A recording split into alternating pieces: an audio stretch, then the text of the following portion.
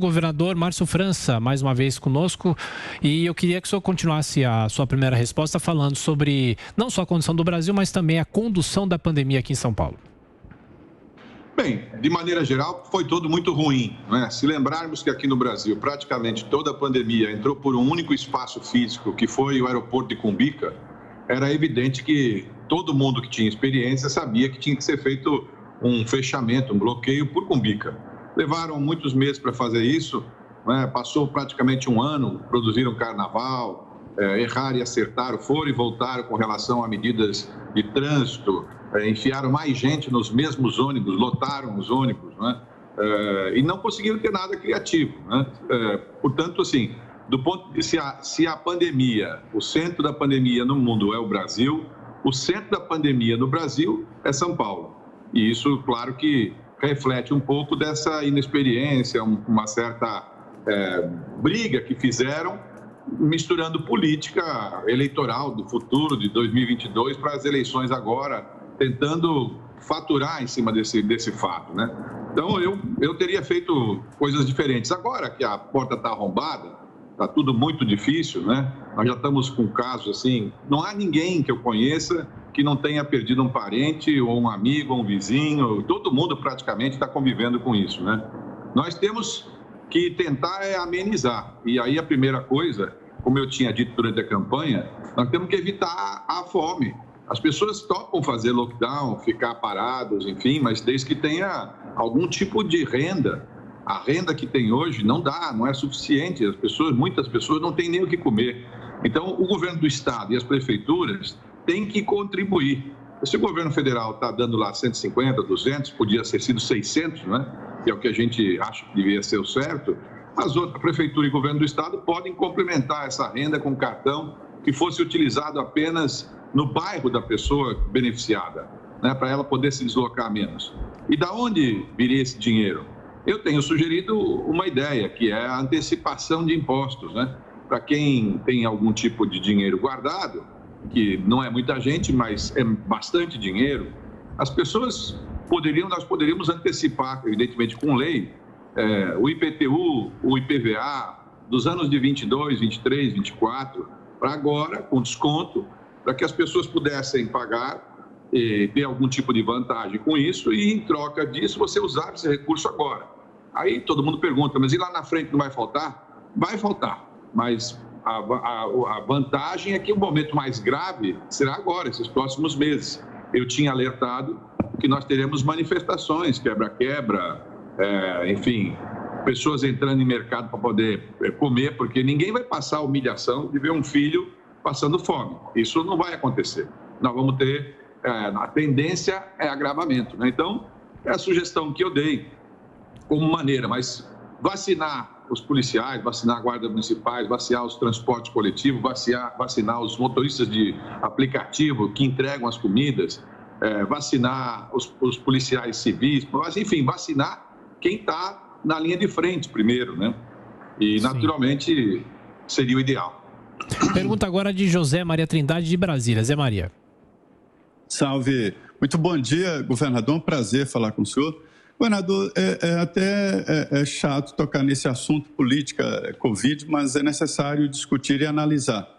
Qual será vamos dizer, a interpretação e o uso ou debate desta pandemia na eleição de 2022? Disputa aí pelos governos e presidência da República. Qual será a intensidade desse debate em 2022? Olha, se pudéssemos paralisar hoje, nós não vamos paralisar, né? As consequências virão muito maiores ainda, porque toda a parte econômica ainda virá para frente. As pessoas que fecharam seus comércios, os empregos perdidos que não serão recuperados, né? Enfim, mas eu não tenho dúvida que será central. Quer dizer, o debate de 22 será a pandemia. E a pergunta que vai todo mundo querer saber é o seguinte: por que que você não fez? Por que que você não deu uma solução? Por que que tem exemplos no mundo, né, vários exemplos no mundo, onde administradores, políticos, lideranças conseguiram conduzir melhor do que nós conseguimos aqui? O que que tem de diferente? Certamente uma das coisas é essa, é a inexperiência. Eles estão descobrindo como governar, governando. Eles estão aprendendo, né? E, normalmente, quando você vai fazer uma coisa mais grave, uma cirurgia mais difícil, você quer um médico com experiência, com um pouco de traquejo, para poder passar situações difíceis. Eu me recordo que, quando eu estive no governo, naquele pouco tempo, logo depois que eu assumi o governo, houve uma greve de caminhoneiros, vocês se lembram, parou o Brasil, enfim. E eu vi muitos governantes desaparecendo com medo daquela situação, porque não queriam se envolver, porque a população era a favor dos caminhoneiros. Mas era preciso atuar. O governante tem que ter autoridade, tem que ter liderança para poder conduzir as pessoas. Como eu digo e repito, ninguém é contra fazer as restrições. O total de lockdown, não, tudo bem. Mas o problema é que está todo mundo percebendo que não está tendo efeito suficiente, porque as pessoas não têm uma contrapartida, nem sequer de isenção tributária. Então, é claro que as pessoas vão sofrer muito, né? A grande parte das pessoas que trabalham aqui em São Paulo, por exemplo, sofreram esse ano um aumento drástico, incrível, de impostos. O valor do ICMS, o governador, teve casos que ele mais que duplicou.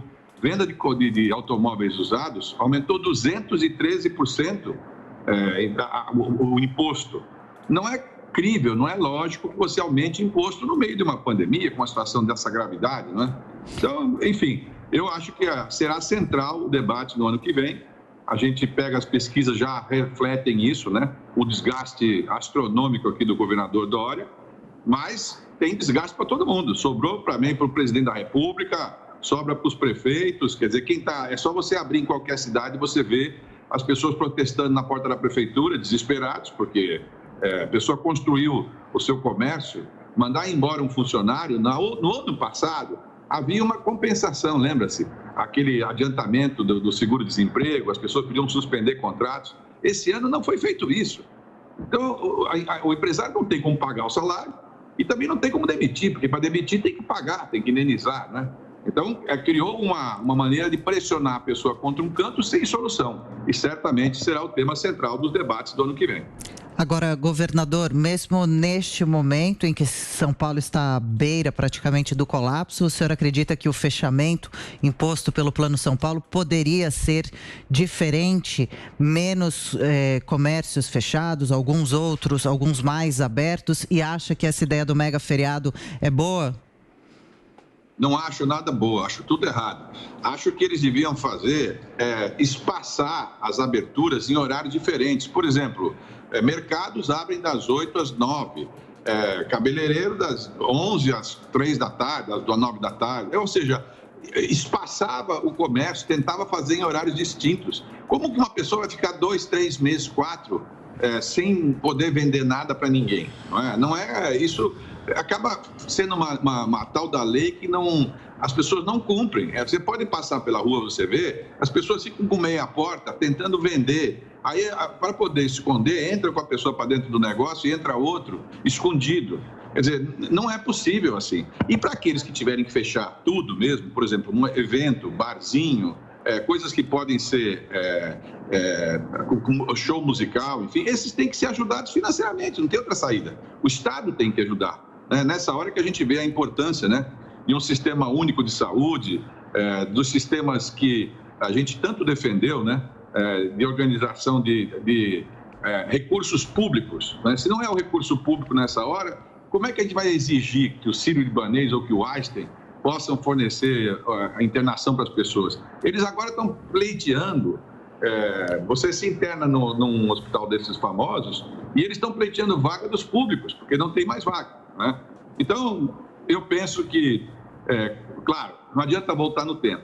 No tempo era bem simples. Fechava a entrada de Cumbica e fazia uma quarentena para todo mundo que viesse de fora do país. Nós teríamos diminuído muito. E, claro, não fazer carnaval. Podíamos ter adiado as eleições municipais um ano, que para ninguém ia fazer grande diferença, a não ser para quem é do mundo político, né? E mesmo para esses também, fazer o quê? Era mais lógico. Nós fizemos as coisas equivocadas, como passageiro da primeira viagem. Agora a pergunta de Diogo Schelp. Diogo. Governador, bom dia. Governador, o governador de São Paulo, João Dória, anunciou nessa quarta-feira a vacinação de policiais e professores no estado de São Paulo. Mas no anúncio não foi dada nenhuma informação sobre os idosos de 60 a 68 anos, cujas datas não haviam sido divulgadas ainda. Isso talvez venha acontecer numa coletiva hoje. O senhor viu nessa decisão do governador João Dória, obviamente que esses professores e os policiais, claro que tem que ter uma vacinação o mais rápido possível, mas havia uma prioridade estabelecida pelo PNI, que era a prioridade da idade. O senhor viu alguma tentativa de capitalização política por parte do governador com essa decisão? Tudo que o Dória faz não tem nada de sincero, né? Quando ele quer, ele segue lá a orientação do tal comitê, mas normalmente ele não tem nada disso. Ele não faz nem por mal, compreendam. É da profissão dele. Ele é um organizador de eventos. É o que ele sabe fazer, anunciar, ele fica lá como mestre de cerimônia, isso ele sabe fazer. Agora, é claro que ele não tem profundidade nas decisões. Por isso que, por exemplo, é professor, mas por que ele excluiu o professor universitário? Por quê? O professor universitário não é professor? No fundo, ele faz para poder meio que se livrar ali na hora da história da imprensa ou chamar atenção, mas nada fica sincero, né? E o que é pior, né? Se você lembrar no tempo que ele cortou recursos de investimento em ciência e tecnologia em São Paulo, recursos esses que podíamos estar agora nós produzindo a vacina, né? Agora o Butantan aqui, graças a Deus nós temos um Butantan, né? Que é uma instituição de renome, e ele está agarrado nesse Butantan, igual ele agarrou o Bolsonaro. Ele vai tentar manter a vida dele vinculada. Como teve Bolso Dória, vai ter Bolso Tantan, né? Quer dizer, aliás, Tantan Dória, sei lá como é que vai ser. Ele faz as coisas para tentar, inexperientemente, tentar resolver. Mas lembrem-se, há poucas pessoas falam nisso. No início de 2020, o Dória pegou 50 empresários e foram para a China, para Xangai, para vender São Paulo. Vocês vão se lembrar, pode procurar aí no Google, vocês vão ver ele indo para a China, em Xangai, do lado do epicentro. Não viu ninguém de máscara lá? Não percebeu que as pessoas, aquilo ia chegar aqui? Qualquer um sabia disso, qualquer pessoa minimamente tinha que saber disso, né? Qualquer pessoa que se propõe a dirigir um estado e um país. Então, o que temos que fazer agora é ampliar. Por exemplo, não é possível que a gente não fique limitado a comprar um só tipo de vacina. Comprou da China, compra de outros lugares também. Nós temos outras variáveis aí que podem ser compradas, né, para chegar mais depressa para todo mundo.